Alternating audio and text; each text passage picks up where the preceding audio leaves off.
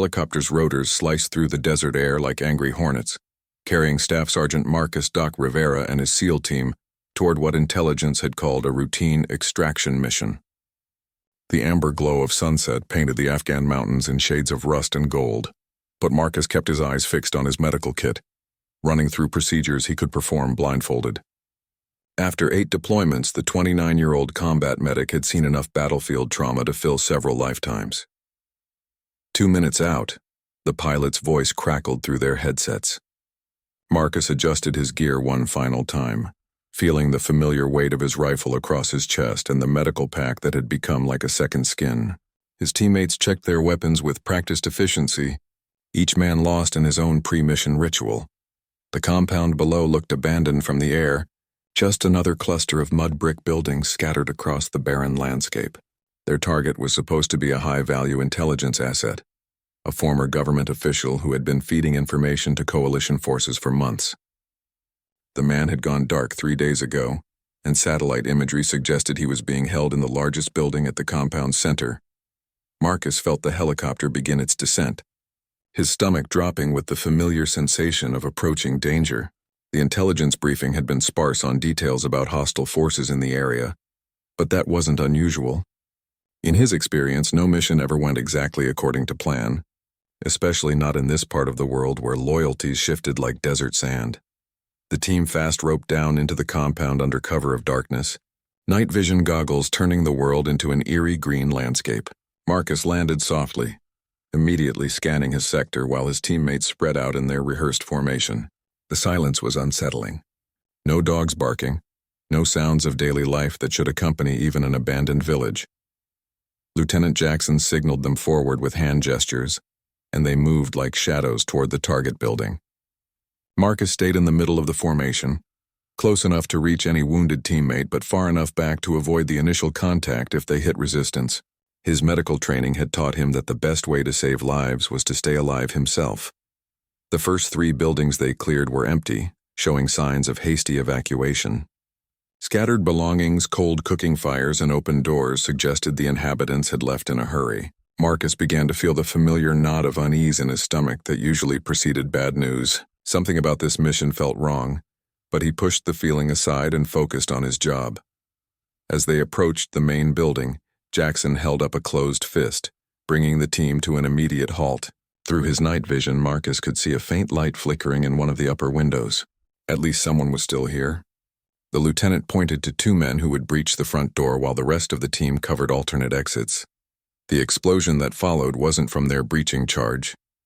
It erupted from somewhere inside the building, sending chunks of mud brick and debris raining down on their position. Marcus instinctively dove for cover behind a low wall, his ears ringing from the blast. When the dust settled, he could hear Jackson calling for a sound-off. "All good here," came Peterson's voice from the left. "Flank, Rodriguez is mobile," came another call. Marcus was about to respond when he heard something that made his blood run cold. A woman's scream, followed by automatic gunfire from inside the now partially collapsed building. This wasn't supposed to be a combat situation. Their intelligence had indicated minimal hostile presence, certainly no mention of women being held at the location. Jackson was already moving toward the building when the second explosion tore through the night. This one was smaller, more controlled, coming from what looked like the building's rear entrance. Marcus saw muzzle flashes in the darkness and heard the distinctive crack of AK-47 rounds passing overhead. "Contact rear." Rodriguez's voice came through the radio, tension evident despite his training. Multiple hostiles, at least 4, maybe more. Marcus low-crawled toward a better position, medical kit bouncing against his back. Through his night vision, he could see figures moving in the shadows of the building's remains. One of them was definitely a woman, moving with purpose rather than panic. Something about her movement pattern struck him as odd, too controlled for a civilian caught in crossfire. The firefight lasted only minutes, but in combat, minutes felt like hours. When the shooting stopped, Marcus heard Jackson calling for him. "Doc, we've got wounded civilians inside. Need you up here now." Marcus sprinted toward the building's main entrance, keeping low as his teammates maintained security. The structure was more damaged than it had appeared from a distance. Half the roof had collapsed and smoke was still rising from somewhere in the interior. He could smell the acrid scent of explosives mixed with dust and something else he couldn't identify. Inside, his helmet-mounted light cut through the darkness and smoke, revealing a scene that would stay with him forever. Two men lay motionless near what had been the far wall, clearly beyond help. But in the corner, partially hidden behind an overturned table, a woman sat with her back against the wall. She was young, maybe mid-20s, with dark hair escaping from beneath a torn headscarf. Blood soaked through her shirt at the shoulder, and Marcus could see she was conscious but breathing hard. What struck him immediately was her posture. Despite being wounded, she sat perfectly upright, her eyes tracking his movement with an alertness that seemed inconsistent with someone who had just survived a building collapse. "I'm a medic," Marcus said in Pashto as he approached, hands visible and moving slowly. "I'm here to help." The woman's eyes never left his face, but she didn't respond. Marcus knelt beside her, noting that she had positioned herself with a clear view of both entrances to the room. Her hands were empty, but something about the way she held them suggested she was ready to move quickly if needed. As Marcus began his initial assessment, checking for signs of shock or internal injuries, he noticed details that didn't fit the profile of a civilian caught in crossfire. Her clothes, while dusty and torn, were of good quality. Her hands showed calluses consistent with weapons training. Most tellingly, when he gently moved her wounded arm to examine the injury, she didn't flinch or cry out like most people would. Instead, she watched him work with the calm assessment of someone evaluating a potential threat. Marcus had treated enough wounded combatants to recognize the look, but something about this situation felt different. This woman wasn't just tough. She was trained. Marcus worked quickly to stop the bleeding from the woman's shoulder wound, his hands moving with the practiced efficiency that had saved dozens of lives over his deployments. The bullet had passed through cleanly, missing major arteries, but she was losing blood steadily. As he applied pressure to the wound, he became increasingly aware that something was very wrong with this entire situation. The woman submitted to his treatment without resistance, but her eyes never stopped moving, constantly scanning the room and tracking his teammates' positions. Most civilians in her situation would be in shock, crying or at least asking questions about what was happening. This woman remained completely silent, breathing controlled, watching everything with the focused attention of someone conducting reconnaissance. "What's your name?" Marcus asked in Pashto, then repeated the question in Dari. No response. He tried English, keeping his voice gentle and reassuring. Still nothing, but he caught something in her eyes when he spoke English, a flicker of recognition quickly suppressed. Jackson appeared in the doorway, rifle at the ready.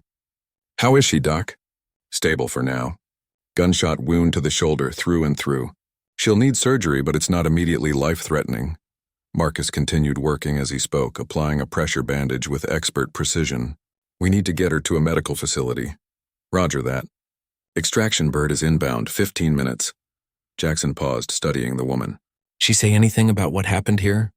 Marcus shook his head. "Not a word. But boss, something's not right about this whole setup." Before Jackson could respond, Rodriguez's voice crackled through their radios. "LT, you need to see this. Found something in the back room that changes everything." Jackson hesitated, clearly torn between investigating Rodriguez's discovery and maintaining security on their position. "Doc, you good here for a minute?" "Yeah, go. She's not going anywhere." Marcus watched his team leader disappear into the smoke-filled interior of the building. Alone with the woman, Marcus continued his assessment, checking for additional injuries. As he worked, he found himself studying her more carefully. Her clothes were definitely not typical village attire. The fabric was too fine, the cut too modern. Her boots, partially hidden beneath traditional pants, looked military issue. When he lifted her uninjured arm to check her pulse, he noticed something that made him freeze. On the inside of her wrist, barely visible in the dim light, was a small tattoo.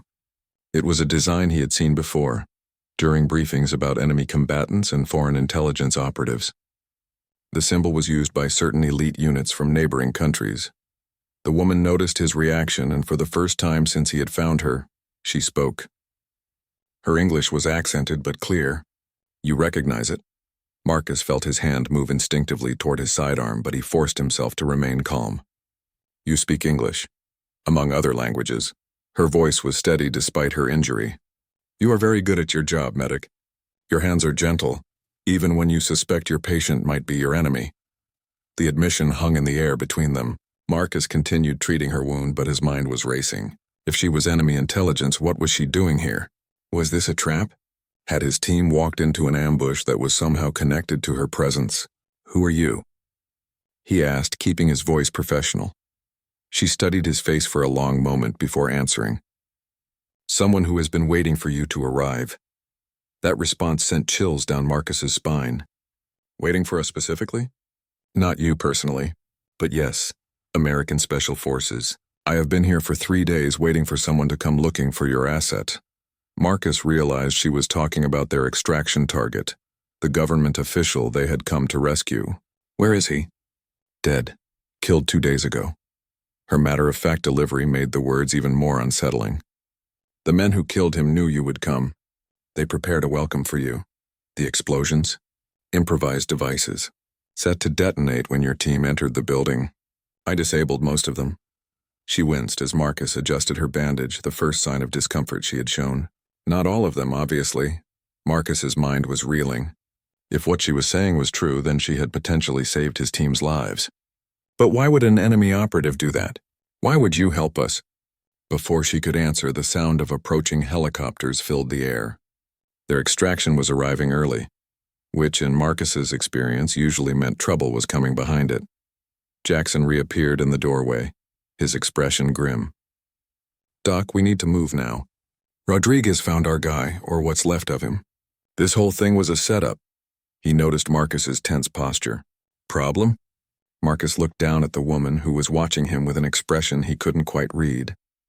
In the distance, he could hear the sound of vehicles approaching fast, probably hostile forces drawn by the explosions and helicopter noise. "She's not a civilian," Marcus said simply. Jackson's rifle swung toward the woman immediately, but she didn't even blink. Well, what do we have here?" "Someone who just saved your lives," the woman said calmly. "And someone who can save them again if you listen to me." "Talk fast," Jackson replied, but Marcus could see his finger moving to the trigger guard. "The men who set this trap are still in the area. 3 vehicles, approximately 15 fighters. They are positioned to ambush your extraction helicopters." She gestured toward the approaching sound of rotors. "Your pilots are flying into a kill zone." Marcus felt his blood run cold. If she was telling the truth, his teammates in the incoming helicopters were about to fly into a carefully planned ambush. But if she was lying, she was manipulating them into changing their extraction plan, potentially walking into an even worse situation. "How do we know you're not part of this?" Jackson demanded. The woman looked directly at Marcus. "Because your medic has already figured out that I could have let those explosives kill all of you if that was my mission." She paused, listening to the helicopters getting closer. "And because in about 30 seconds you are going to start taking rocket fire from those hills to the north." As if summoned by her words, the first rocket-propelled grenade streaked across the sky, barely missing the lead helicopter. The night exploded into chaos as automatic weapons fire erupted from multiple positions around the compound. Jackson was already on his radio, shouting warnings to the pilots, but Marcus found himself staring at the woman. She had known exactly when and where the attack would come. Either she was psychic or she was exactly who she claimed to be. Someone who had been waiting for them. Someone who knew far more about this situation than she was letting on. "We need to move," she said, struggling to her feet despite her injury. "I know a way out, but we have to go now." Marcus looked at Jackson, who was coordinating defensive positions while their extraction birds circled out of range of the ground fire. They were pinned down, outnumbered, and their original extraction plan was blown. Following a mysterious wounded woman who might be enemy intelligence seemed like a terrible idea. But as another RPG exploded against the building's wall, Marcus realized they might not have any other choice. The compound erupted into a war zone as rocket-propelled grenades and automatic weapons fire rained down from the surrounding hills. Marcus grabbed his rifle while keeping one hand on his medical pack, his training taking over despite the chaos unfolding around them. The woman was already moving toward the back of the building, favoring her wounded shoulder but moving with surprising speed and purpose. "This way," she called over the din of gunfire. "There is a drainage tunnel that leads to the wadi behind the compound. The attackers do not know about it." Jackson looked skeptical, but another explosion that showered them with debris made the decision for him. "Rodriguez, Peterson, rearguard. Doc, stay with our mystery guest. If she's leading us into a trap, you put her down." Marcus nodded grimly. checking his rifle's safety as they followed the woman through what remained of the building's interior. She moved like someone intimately familiar with the layout, stepping over debris and ducking under hanging beams without hesitation. Her knowledge of the hidden tunnel was particularly troubling. How long had she been here? How much did she really know about this mission? The tunnel entrance was concealed behind a false wall in what had been a storage room. The woman pulled aside a heavy wooden panel, revealing a narrow opening that led down into darkness. The smell of stagnant water and earth rose from the hole. "Ladies first," Jackson said, gesturing with his rifle.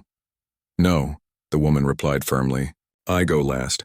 If your enemies follow us into the tunnel, I know how to collapse it behind us." She looked directly at Marcus. "Your medic should go first. His size and equipment load will tell us if the passage is clear for the rest of you." Marcus found himself oddly impressed by her tactical thinking, even as he wondered why she seemed so concerned about their welfare. He dropped into the tunnel first, his helmet light cutting through the darkness ahead. The passage was narrow but navigable, roughly carved from the rocky soil and reinforced with old wooden beams. As his teammates dropped down behind him, Marcus could hear the firefight continuing above. Their extraction helicopters were still circling, unable to land due to the sustained ground fire. He hoped their pilots had enough fuel to wait for them to reach an alternate pickup zone. The tunnel stretched for what felt like forever, twisting and turning through the rocky earth beneath the compound.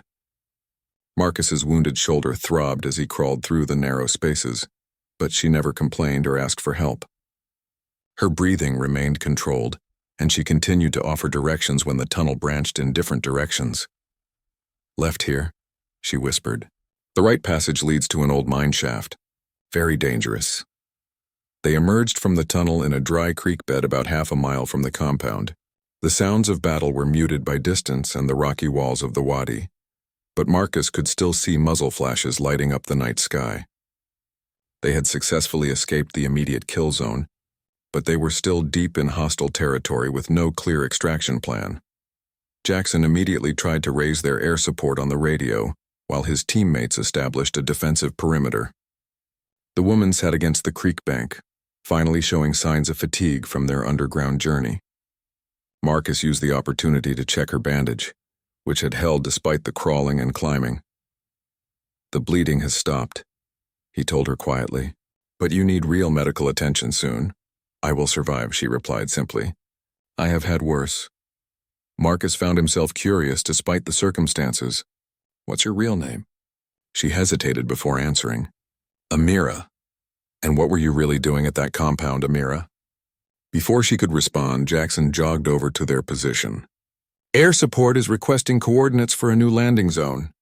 They can't get back to the compound until we neutralize those rocket positions." He studied Amira suspiciously. "Think our new friend here might know something about that?" Amira was quiet for a moment, seeming to weigh her options. Finally, she spoke. "There are 3 firing positions, 2 on the ridgeline to the north, 1 hidden in the ruins of an old watchtower to the east. The crews are using night vision equipment and thermal scopes." "How many fighters total?" Jackson pressed. 15, as I told you before, but they are well trained and well equipped. Not local militia." She paused, looking directly at him. "They are foreign fighters like me." The admission hung in the air like a challenge. Marcus realized that Amira was essentially confessing to being an enemy combatant, while simultaneously providing intelligence that could save their lives. The contradiction was making his head spin. "Whose side are you really on?" Marcus asked. Amira's smile was sad and complex. "That is a more complicated question than you might think." She gestured toward the distant sounds of battle. "Those men came here to kill your asset and use his death to lure American forces into a trap. I came here to prevent that from happening." "Why?" Jackson demanded. "Because the man they killed was working for me, not just for you." Amira's revelation hit them like a physical blow. He was feeding information to American forces, yes, but he was also reporting to my government. "We have been tracking the same terrorist network that you are hunting." Marcus felt the pieces of a complex puzzle beginning to fall into place. "Your intelligence, but not enemy intelligence. My country is not at war with yours, medic, but we both have enemies in common." She winced as she shifted position. "The men who set this trap are planning something much larger than killing a few American soldiers. They wanted to capture you alive. interrogate you about your operational methods and intelligence networks." Jackson's expression was skeptical. "And you just happened to be here to stop them out of the goodness of your heart?" "I was here because my government has been tracking this cell for months. When we learned they had captured our mutual asset, I was sent to extract him." Amira's voice carried a note of grief. "I arrived too late to save him, but I was able to sabotage their ambush preparations." "The explosives you disabled," Marcus said. "Understanding?" "Yes. There were supposed to be enough explosive devices to bring down the entire building when your team entered. Instead, only the two I could not reach in time detonated." Rodriguez appeared at Jackson's shoulder. "LT air support is getting low on fuel. They need those coordinates soon or they're going to have to return to base." Jackson made a command decision.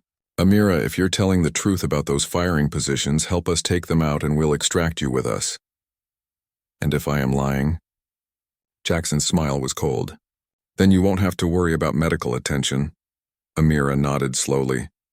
"The nearest position is in the watchtower, about 800 meters east of here. 2 men with a rocket launcher and night vision equipment. If we approach from the south, there is dead ground that will keep us concealed until we are within 50 meters. Marcus found himself caught between admiration for her tactical knowledge and suspicion about her true motives. Everything she had told them so far had proven accurate, but trusting an enemy agent went against every instinct his training had developed. As they prepared to move out toward the first target, Amira caught Marcus's arm. "When this is over, I want you to know that I told you the truth. About everything." Looking into her eyes, Marcus realized he believed her, but he also realized that the truth in this case might be far more complicated than any of them were prepared for.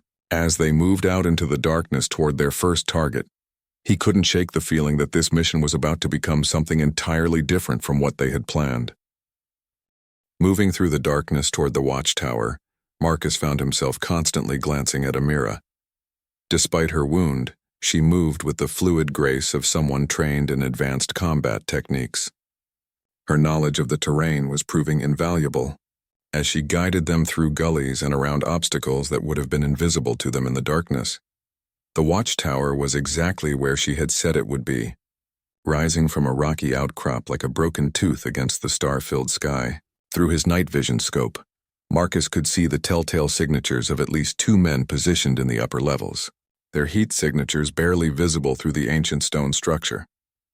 Jackson signaled for the team to spread out into attack positions. The plan was simple. Rodriguez and Peterson would provide covering fire from the south while Jackson and Marcus approached from the west. Amira would remain in their rear position, both to keep her safe and to watch for any sign that she was leading them into another trap. As they closed the distance to the tower, Marcus could hear hushed voices speaking in what sounded like Arabic. The accent was wrong for local fighters, confirming Amira's claim that these were foreign combatants. One of the voices was giving instructions about targeting the approaching helicopters, clearly coordinating with the other positions around the compound. Jackson held up his hand, bringing the assault team to a halt about 30 meters from the base of the tower. Through hand signals, he indicated that Marcus should circle around to cover the rear entrance, while he approached from the front. It was a standard room-clearing technique, but Marcus found himself wishing they had more intelligence about the tower's internal layout. The assault began with Peterson suppressing fire from their overwatch position. The distinctive crack of his sniper rifle echoed across the valley as he engaged targets in the tower's upper windows. Almost immediately, return fire erupted from multiple positions within the structure, confirming that there were more fighters than the 2 they had initially spotted. Marcus sprinted toward the rear of the tower, his medical pack bouncing against his back as he sought cover behind the rocky foundation. The back entrance was a narrow doorway, partially collapsed but still passable. As he prepared to enter, he heard movement behind him and spun around to find Amira approaching at a low run. "I told you to stay back," he hissed. "There is something you need to know about this tower," she replied urgently. "The upper level has been rigged with explosives. If your teammates assault from the front, the defenders will bring the whole structure down." Marcus felt his blood run cold. Jackson and the others were already moving toward the main entrance, and their radio communications were being jammed by someone with sophisticated electronic warfare equipment. He had no way to warn them about the explosives. "How do you know this?" he demanded. "Because I helped set them," Amira admitted, "before I realized what these men were really planning. I thought I was helping to prepare defensive positions against a terrorist attack, not participating in an ambush against American forces. The admission hit Marcus like a physical blow, but before he could respond, a massive explosion shook the tower's foundation. Chunks of stone and debris rained down around them as the upper level partially collapsed. Through the smoke and dust, Marcus could hear Jackson shouting for a status report. "Rodriguez, Peterson, sound off." "Peterson's hit," came Rodriguez's voice over the radio. "Need medical attention now?"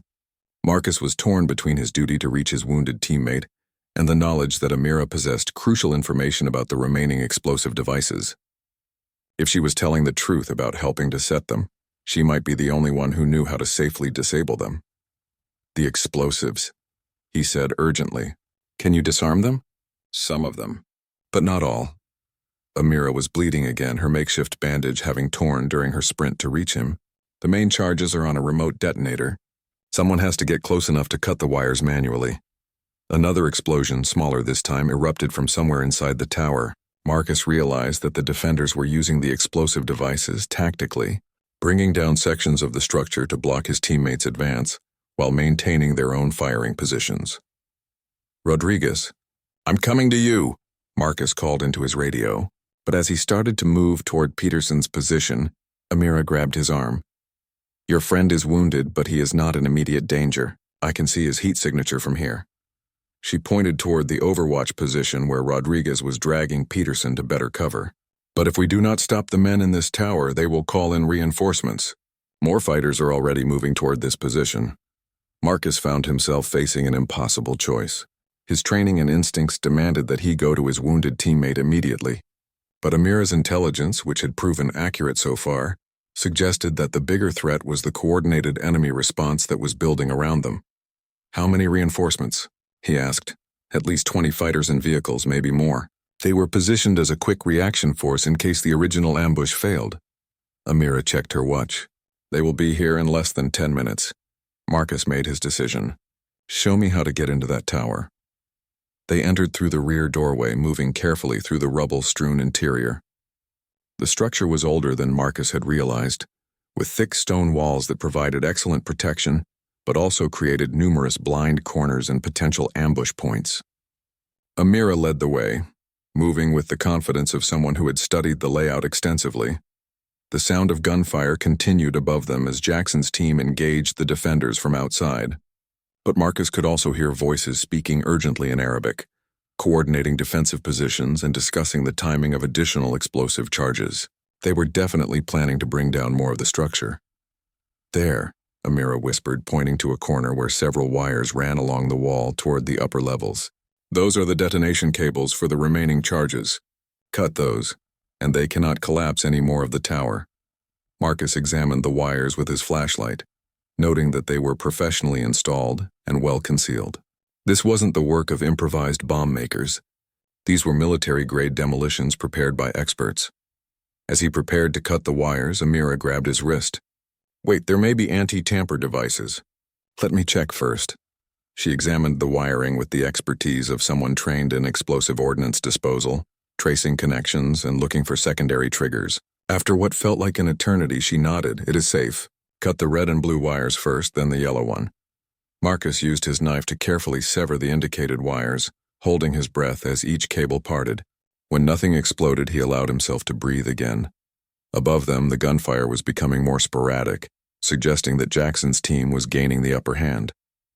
But through the broken windows, Marcus could hear the approaching sound of vehicle engines. The reinforcements Amira had warned about were arriving ahead of schedule. "We need to get out of here," Marcus said. But Amira was already moving toward a pile of equipment in the corner. "Not yet. I need to retrieve something first."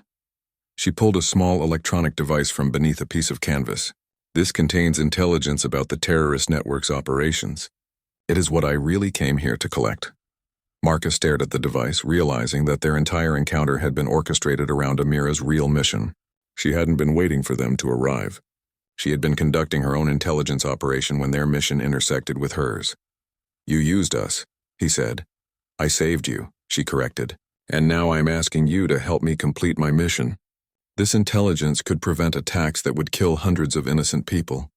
Outside, The sound of approaching vehicles was getting louder, and Marcus could hear Jackson's voice on the radio coordinating their withdrawal. They were out of time, and he still had a wounded teammate who needed medical attention. But as he looked at Amira, holding the device that represented months of dangerous intelligence work, Marcus realized that sometimes the most important medical care involved preventing wounds rather than treating them. The sound of approaching vehicles grew louder as Marcus helped Amira secure the intelligence device in her pack. Through the broken walls of the watchtower, they could see headlights bouncing across the rough terrain, at least 4 vehicles converging on their position. The reinforcements had arrived faster than expected, and Marcus knew their window for extraction was closing rapidly. "Doc, where are you?" Jackson's voice crackled through the radio, strained with urgency. "We've got company coming in hot, and Peterson needs medical attention now." Marcus keyed his radio while scanning for the best route out of the tower. "En route to your position. Be advised, we've neutralized the explosive devices in the tower, but hostile reinforcements are arriving from multiple directions." "Roger that. Air support is inbound for immediate extraction. Landing zone will be the field north of the compound, but we need to move now." As they prepared to leave the tower, Amira suddenly stopped and pressed herself against the wall. "Wait," she whispered. "Someone is coming up the stairs." Marcus could hear heavy footsteps and urgent voices speaking Arabic. At least 2 men were climbing toward their position, probably trying to reach the upper firing positions now that the explosives had been neutralized. He raised his rifle, but Amira put a hand on his arm. "Let me handle this," she said quietly. "They will not expect to encounter me here." Before Marcus could object, Amira stepped into the stairwell and called out in fluent Arabic. Her voice carried authority and confidence as she spoke rapidly to the approaching men. Marcus couldn't understand the words, but he could hear surprise and confusion in the responses from below. The conversation continued for almost a minute, with Amira apparently giving the men instructions about repositioning to meet the American assault. Marcus remained hidden, finger on his trigger, ready to engage if the deception failed. Finally, he heard the footsteps retreating back down the stairs. "What did you tell them?" he asked as they prepared to move. "That I was sent by their commander to coordinate the defense of this position. I told them the Americans had fallen back and they needed to reposition to the compound immediately." Amira's expression was grim. "It will not fool them for long, but it should give us a few minutes." They exited the tower through a different route than they had entered, moving carefully through the rubble field that surrounded the ancient structure. In the distance, Marcus could see muzzle flashes and hear the distinctive sound of American weapons engaging multiple targets. His teammates were fighting a running battle as they moved toward the extraction point. The field Jackson had designated as their landing zone was about 600 meters away, across open ground that offered little concealment. Worse, the approaching vehicles had apparently anticipated their withdrawal route and were moving to cut off access to the field. "There," Amira pointed to a narrow ravine that cut across the terrain. "We can use that depression for concealment, but it will take us further from your teammates." Marcus weighed their options quickly. He could try to reach Peterson directly, but that would mean crossing open ground under fire from multiple positions, or he could trust Amira's route, which might get them all to the extraction point alive but would delay medical attention for his wounded teammate. "How badly is your friend injured?" Amira asked, as if reading his thoughts. Marcus thought about the radio traffic he had heard. Rodriguez hadn't sounded panicked, which suggested Peterson's wounds weren't immediately life-threatening. "Probably survivable if we get him out in the next hour. Then we take the ravine. Your lieutenant seems competent. He will get your wounded man to the extraction point." They moved out across the broken terrain, staying low and using every available piece of cover. Behind them, Marcus could hear the sounds of pursuit as the men from the tower realized they had been deceived. Automatic weapons fire began tracking across their path, forcing them to move in short, desperate sprints between cover positions. The ravine was deeper than it had appeared from a distance, carved by centuries of flash floods into a narrow channel that wound through the rocky landscape. Once they dropped into it, they had excellent concealment but limited visibility of what was happening above ground. "My country's extraction team is supposed to be monitoring this frequency," Amira said, pulling a small radio from her pack, "but I have not been able to raise them since the ambush began." Marcus realized that Amira's situation was potentially as desperate as theirs. If her own support network had been compromised, She would be stranded in hostile territory with intelligence that multiple parties would kill to obtain. They followed the ravine for what felt like miles, though Marcus knew it was probably only a few hundred meters. The sounds of battle were becoming more distant, suggesting that his teammates had successfully moved toward the extraction point. But they could also hear vehicles moving across the terrain above them, searching for their position. When they finally emerged from the ravine, they were at the edge of the designated landing zone. Marcus could see his teammates positioned in a defensive perimeter around the field, with Peterson being treated by Rodriguez using supplies from a basic first aid kit. The extraction helicopters were approaching from the south, flying low to avoid potential rocket fire. There they are. Jackson's voice came through Marcus's earpiece. "Doc, we've got eyes on you. Move to the center of the field, but be advised we've got multiple hostile vehicles trying to interdict the landing." Marcus started to run toward his teammates, but Amira hesitated. "I cannot come with you," she said. "If I am captured by American forces, it will create an international incident. My government will deny any knowledge of my mission. And if you stay here, you'll be captured by the people who set up this ambush," Marcus pointed out. "I don't think they're going to be as concerned about international law." The first helicopter was beginning its landing approach, rotors whipping up clouds of dust and debris. Marcus could see tracers streaking across the sky as enemy forces engaged the aircraft with small arms fire. The pilots were flying into significant ground fire to extract his team. "The intelligence I carry is too important to risk," Amira insisted. "I have to find another way out." Marcus found himself facing another impossible choice. His duty was clear: get to that helicopter and help evacuate his wounded teammate. But leaving Amira behind felt like abandoning someone who had risked her life to save his team. "Give me the intelligence," he said suddenly. "What?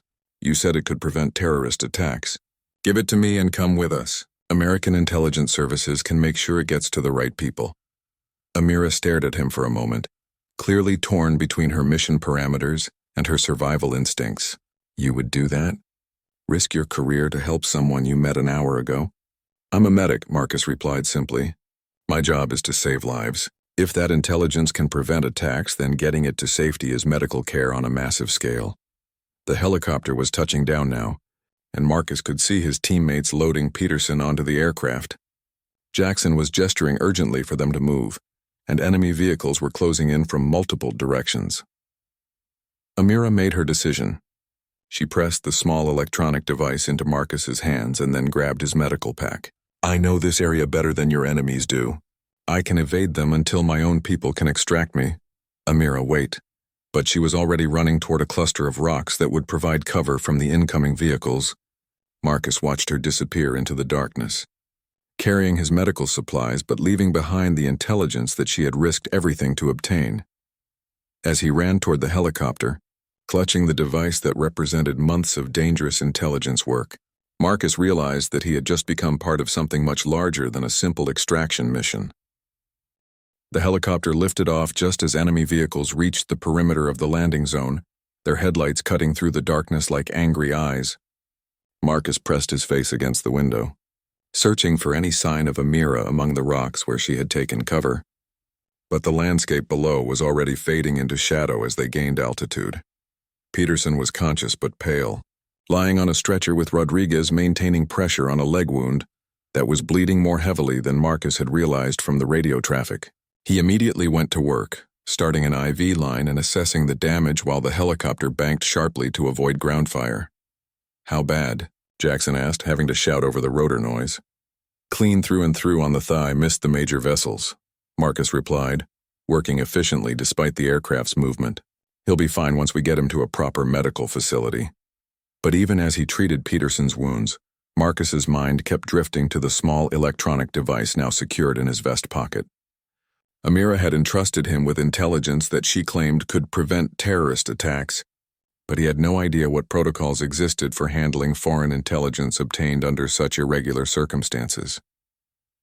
The flight back to their forward operating base took 40 minutes, during which Marcus continued monitoring Peterson's condition while grappling with the implications of what had just happened. By the time they touched down at the medical facility, he had made a decision about how to handle the intelligence device. After ensuring Peterson was stable and in the hands of the base medical team, Marcus sought out Jackson for a private conversation.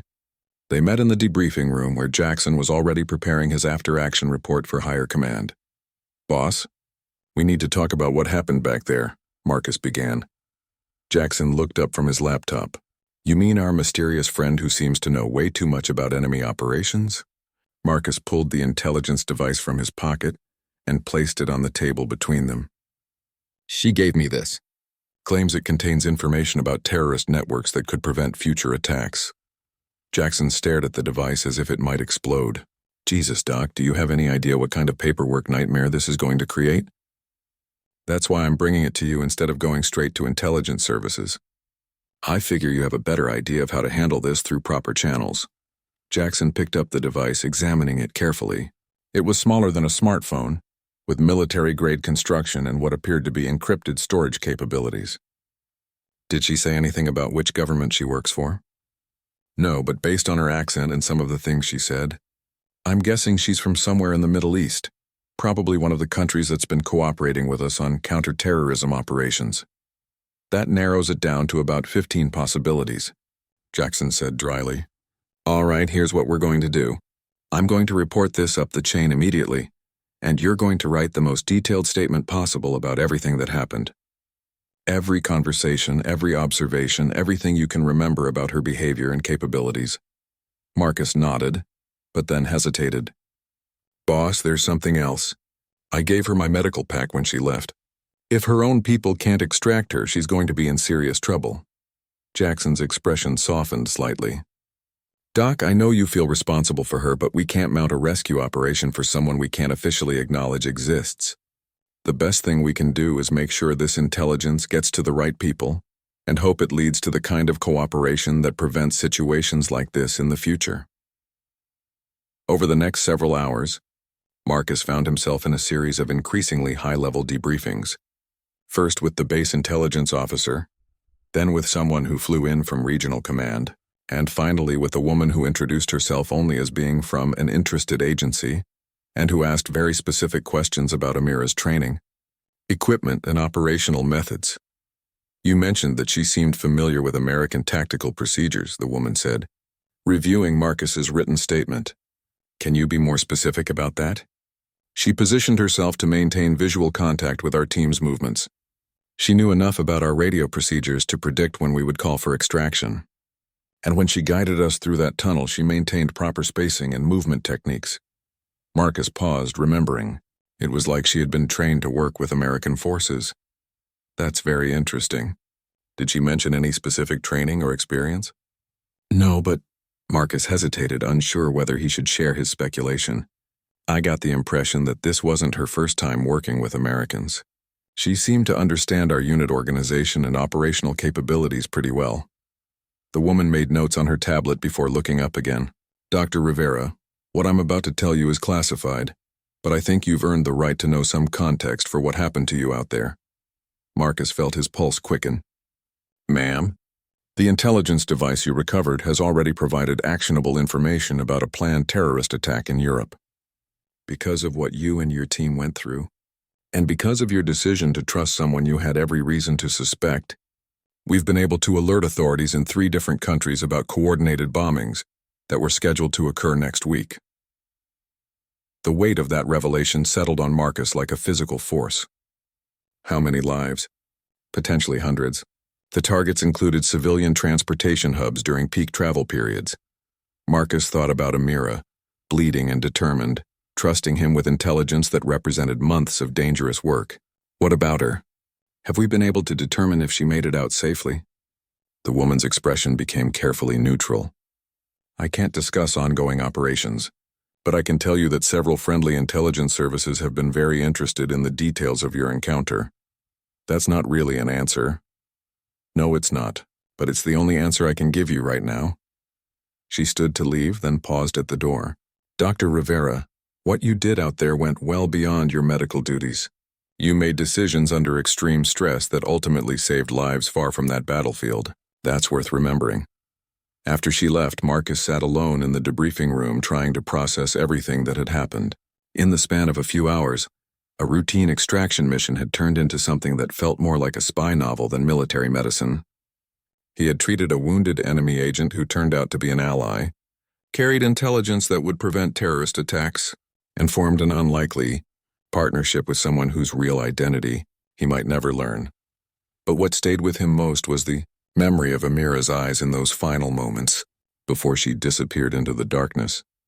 She had trusted him with something precious and dangerous, and he had chosen to trust her in return. In a world where loyalties were often unclear and motivations were complex, that mutual trust had somehow led to saving lives. The next morning, Marcus was surprised to receive orders transferring him to a new assignment. Instead of returning to his regular unit, he was being reassigned to a joint task force focused on medical support for special operations.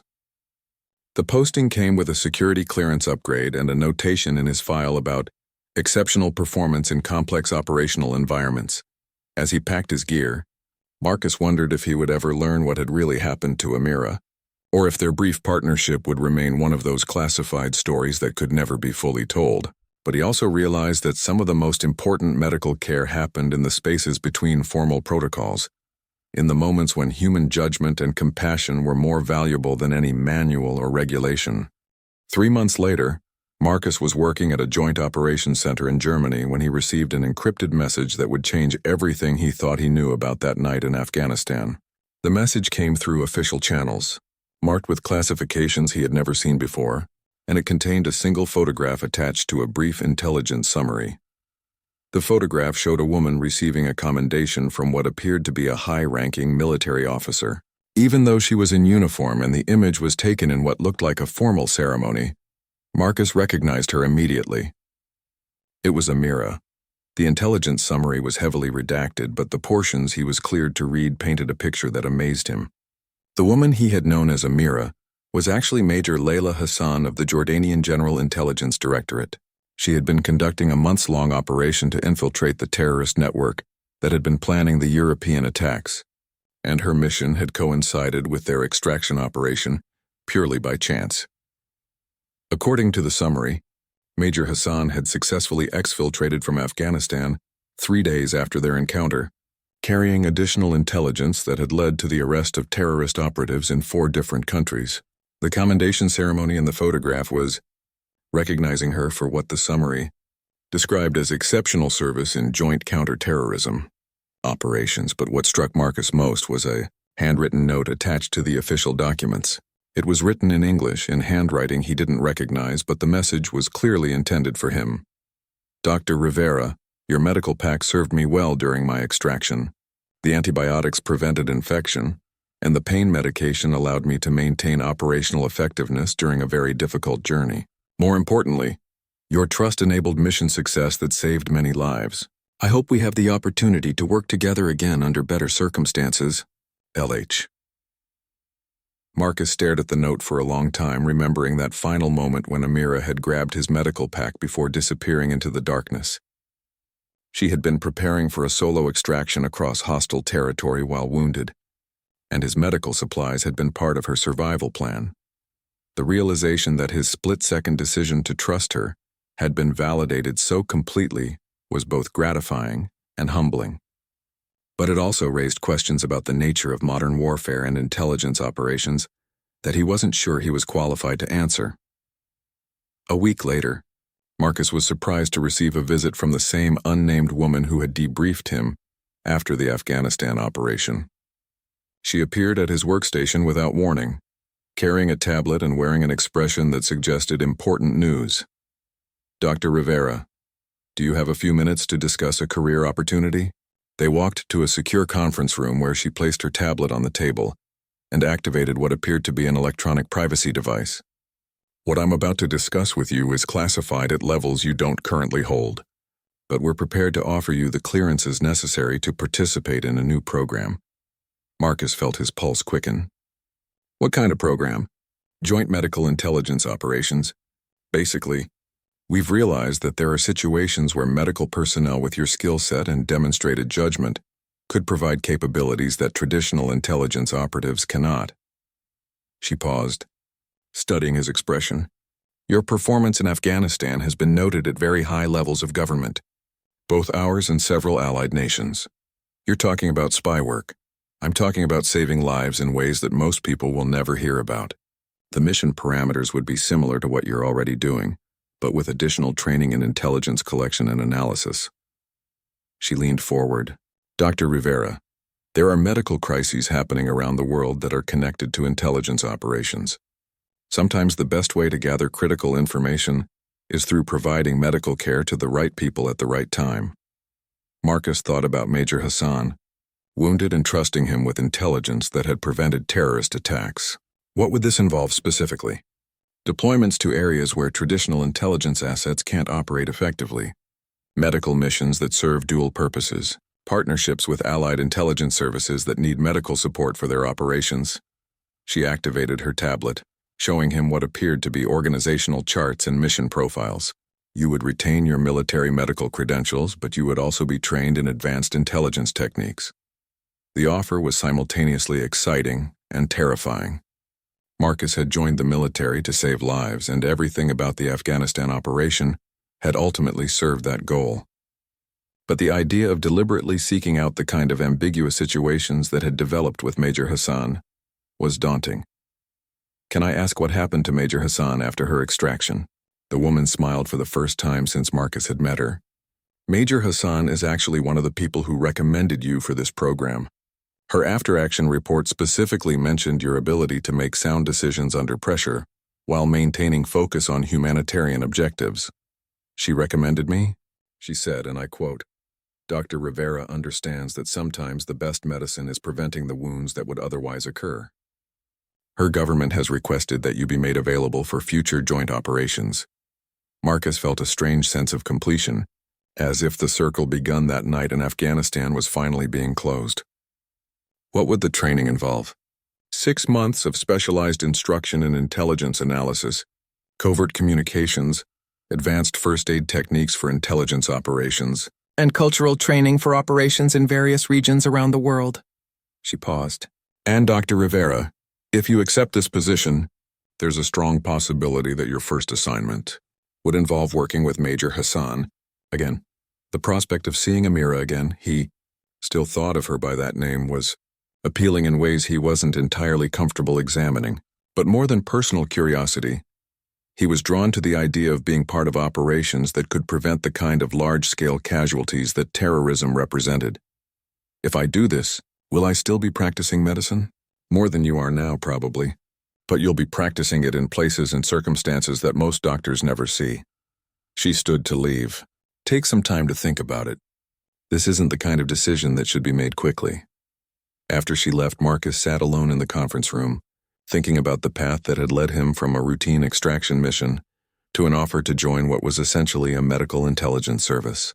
The military had trained him to save lives in combat situations, but the Afghanistan operation had shown him that sometimes the most important medical care happened in the spaces between traditional military and medical protocols. That evening, Marcus called his sister back home in Texas, their first conversation in several months. After catching up on family news and her work as a pediatric nurse, she asked about his recent assignment. I can't really talk about the details, Marcus said, but I've been offered a chance to do something different. Something that would let me help more people, but in ways that might be more complicated than traditional military medicine. Complicated how? Marcus thought about Major Hassan, trusting him with intelligence while he treated her wounds in a collapsing building. Complicated like having to make decisions about who to trust and how to help people when the situation isn't clear-cut. His sister was quiet for a moment. Marcus, you've always been the one in our family who could see past the obvious answers to find the right thing to do. If this opportunity feels right to you, then maybe you should trust your instincts. 2 days later, Marcus submitted his acceptance letter for the medical intelligence program. As he sealed the envelope, he realized that he was no longer just a combat medic. He was becoming something new, something that didn't have a clear job description, but that seemed to involve healing in ways that extended far beyond treating physical wounds. The last entry in his journal before leaving for training read, "Sometimes the most important medical care involves preventing the injuries that haven't happened yet. Sometimes saving lives means trusting people you have every reason to suspect. And sometimes the best medicine is administered not in hospitals or aid stations, but in the spaces where different kinds of courage intersect.